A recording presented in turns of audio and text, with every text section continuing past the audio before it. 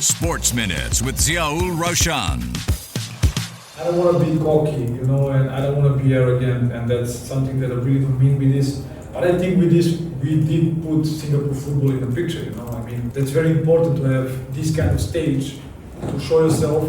And I really hope in the future, not only us, but a lot of other teams will also be able to compete on this level. Truly honored and happy to be part of it. Money FM 89.3. It's time for Sports Minutes with me, Raushan, coming to you from the Jalan Besar Stadium in the aftermath of the Sailors' historic quarter-final victory against Sanfrecce Hiroshima that sees them book a spot in the ACL Two semi-finals. Alongside me is none other than Le Professor Deepanraj Ganesan. Deepan, your immediate thoughts on the result? Yeah, amazing result. I'll be very honest up front. I did not expect the Sailors to sort of progress from here, even despite the fact that they came into this 3-0 up after what happened in that first leg. Because, I mean, Sanfrecce Hiroshima were just too good in that first leg that you expected them to come here, be motivated by overturning this 3-0 deficit. But Sailors, I thought, were fantastic defensively. I think the players all did their parts and really something historic to celebrate for them tonight. Yeah, let's talk about Sanfrecce Hiroshima, who were so dominant in that 6-1 victory. Some of us said they didn't really have to get out of second gear to get that massive result. Nonetheless, circumstances were such that they came in here with a 3-0 deficit and they looked an absolute shadow of themselves. This despite their coach saying pre-match that his players were ready to rise to the challenge. Why do you think they struggled so much? Yeah, I think it shows you how important mentality is in sports, let alone football. I think they would have come here really motivated with almost a sense of injustice in terms of what has happened to them. But, when you don't get a goal early on, first 15 minutes, first 20 minutes, and then you suddenly see Sailors go on the break and score a very, very nice goal. You suddenly find yourself with an even bigger mountain to climb, and that's what the situation was. Where it's not easy when an athlete, when a footballer sort of goes into a game and suddenly you are hit with even more setbacks. It was a case of who handled the setback even better, because the Sailors themselves, we saw they were reduced to not having Maxime Lestienne because he went off with an elbow injury. Shawar Anwar came on and they coped with it, and he played a part in that goal. So it was really a case of one team rising to the occasion despite a setback and really using their mentality to get this advantage. Let's talk about Max, a worrying injury, what looked like quite a bad injury. But at the time of recording, we've seen Maxime Lestienne go on Instagram and post that selfie from the hospital, which suggests it's not as bad as it was first feared. Nonetheless, he could spend some time on the sidelines. How big a blow will that be for the Sailors, who are competing on so many fronts? Yeah, massive blow if he's out for a while. He is, of course, central to a lot of what they do in terms of attacking output. Talisman for them, and he's proven it time and again in the Singapore Premier League and in continental competition. So Sailors need to find a way to make it work without him. But I will say this, I mean, you go and look at recent stats in terms of the goals that Shawal and Leonard T have combined for. Today was another example, but them two working together spells danger for opponents as well. And in your pre-match piece, you centered it around Haris Harun, who's probably the most senior figure in that Lion City Sailors dressing room. Been there, done that, won the AFC Cup all those years ago with JDT. He put in a real captain's performance today, didn't he? Vintage, right? Rolls Royce, whatever you call it. He was brilliant today, and a lot of people have sort of questioned whether he can still do it at the top level. He doesn't get any more top than this, right? And Haris really sort of like led the team from his own performance, sort of set the example quite early on, was biting into challenges, pressing high up. Really, really a good example to follow. I think for any young kid watching this game tonight, this is the level you aspire to get to. He's done it all in terms of continental competition. He's won an AFC Cup.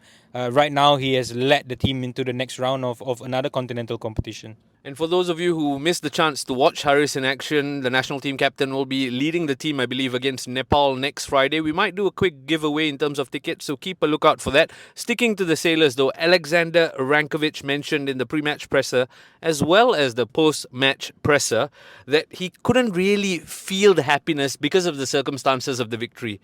Humility at play, surely. Yeah. I mean, I can understand where he's coming from, and in that sense, we also saw the Sailors players. They didn't really sort of get too excited and in front of their opponents. I'm sure maybe inside the locker room they celebrated it. I understand. I think the circumstances, it's a bit funny. The player, Leonard T, described it as bittersweet, I believe, in that post-match presser. But look, at the end of the day, I think you earn your luck, and the Sailors had a job to do today. It's not as easy as them being given a free entry into the semi-finals. They had to earn it, and I believe they earned it today. I thought it was fantastic from start to finish, and they had the semi-finals.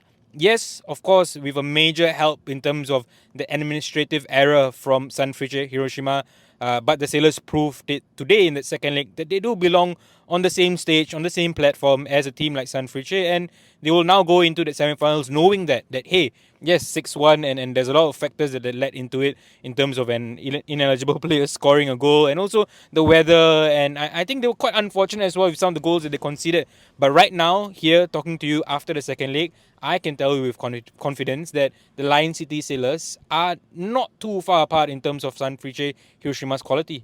Yeah, absolutely. The eye test doesn't lie. And you talk about muted celebrations there. I think the listeners should know there was a 3-minute delay in terms of Alexander Rankovic and man of the match Leonard T arriving to the press conference. And that might be because they were celebrating privately, right? Let's talk about Alexander Rankovic. We heard from him earlier. You asked him that question about flying the flag for Singapore. Deepan, you've covered Singapore football for a long, long time.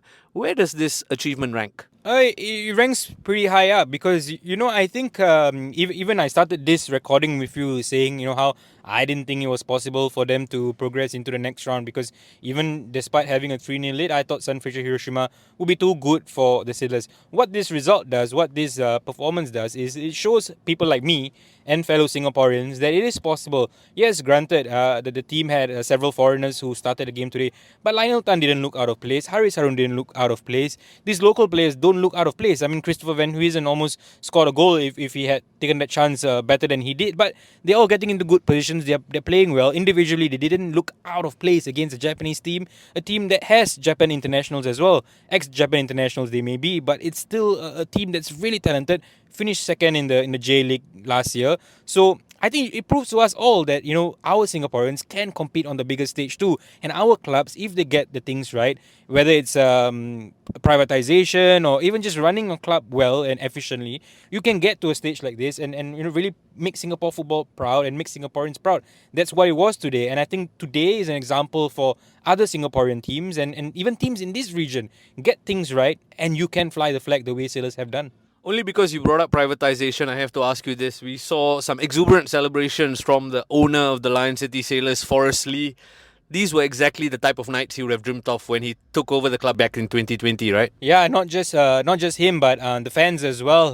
The Lion City Sailors fans, they would have always thought that one day they would want to see Sailors do well in continental competitions. At the start, maybe everybody thought it was a given that they will do well in the local league, but it hasn't quite turned out that way, right? Because I think they've won one league title since they were privatized. Yes, they're close to having a second one this season, but it hasn't been so easy. But what they have done consistently, I think they have done well in continental competitions in the fact that they have pulled off some huge results along the way. But pulling off huge results won't do much if you're not progressing. But this season, they've sort of cobbled everything together, progressed into the next round, and really flying the flag really well. I think for Forrest especially and his management team, this is a result of a few years of hard work. It's not just this season. It's not just a case of just getting one appointment, right? I think Rankovic is an appointment that they've got right. But it's about the players as well, building a team and sort of getting the right positions in, right players in. Even the left back, Diego Costa, very recent acquisition, but you can see what he brings to the team and he plays a part in it as well.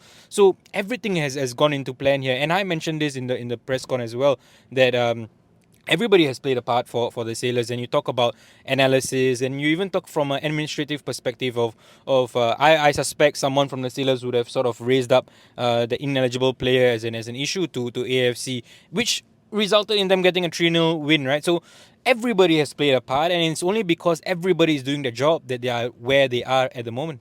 Speaking of where they are at the moment, next up is the ACL Two semi-finals, April 9th and April 16th. For those of you making programming notes, April 9th will be played at home, in all likelihood, at the Jalan Besar Stadium. Could be one of Sydney FC or Jeonbuk in the semi-final, right? Does it matter? Do the Sailors, you think, have a preference, or does it not matter at all because they just toppled the biggest team left in the competition? I say again, I think mentality has a huge role to play in football and in sports. And when you think about it, would the Sailors go into a game against Sydney feeling as confident as they would be against a team that they've already beaten? So what I'm saying is the fact that they've already beaten Jeonbuk bodes well for them. They will definitely want to perhaps face a team they've already won.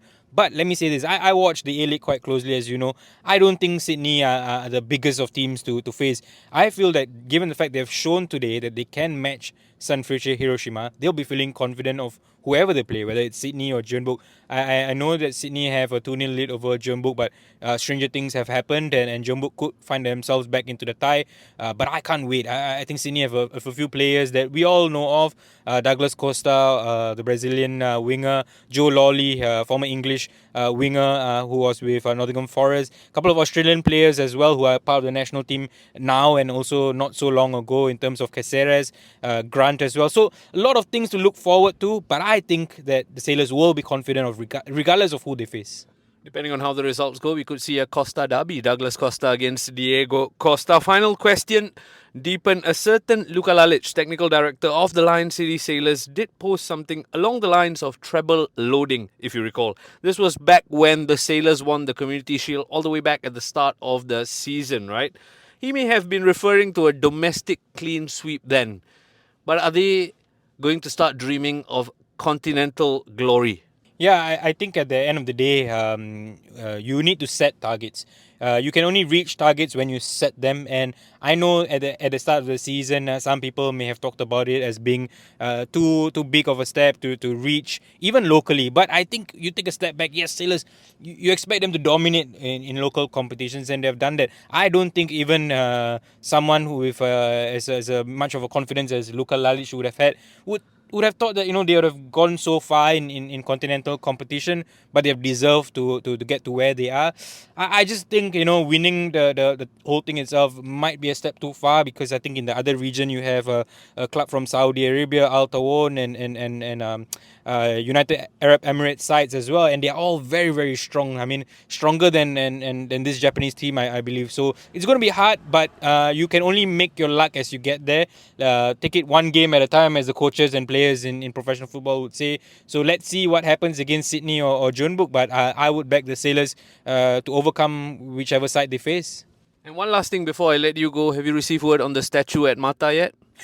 No statue for me. I mean, at the end of the day, just to sort of end it on a serious note, I know you're half joking, but I mean, this is why we do what we do, right? In terms of writing the stories to sort of shine a light on whatever it may be. I believe that the case would have already been brought up to AFC regardless of whether I wrote the piece or not. But you see, I think you only can progress if you make your own luck. I know that people will talk about this Sailors' achievement as being clouded by the fact that it was handed to them as a result of the 3-0 win, but the Sailors have done so well in this competition that they deserve the luck. You talk about Lady Luck or whatever, yes, shine on them, and they deserve it. Absolutely, and long may it continue, both your journalistic prowess as well as the Sailors' voyage in ACL Two competition. Deepanraj Ganesan, thank you so much for your time. Thank you. Sports Minutes on Money FM 89.3.